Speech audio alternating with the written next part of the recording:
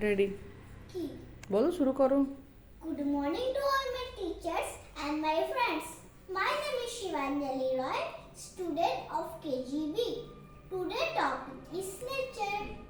Did you know what is nature? Of course, you know. Nature is beautiful world surround us. It includes flower, leaf, mountain, tree, sun, moon, sky, and everything. Nature keeps changing from season to season and minute to minute. Now I am starting my rhymes. I am born when it rains or snows on mountain top. I am the river. I simply never stop.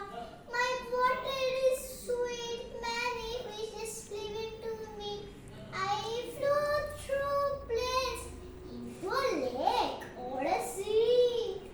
I'm a mountain. I'm a mountain. A triangular wall. I am so strong. I'm so strong. Never ever fall. On me you will find many trees and lot of snows. I may be very high, may be quite low. You know me well. I am a tree. I home to many birds, animals and bees. I give you shade, fruits and air to breathe. I am your friend.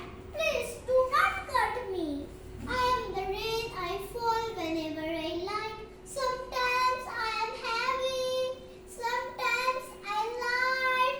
I fill up well, river and streams. I turn down grass and leaves so green.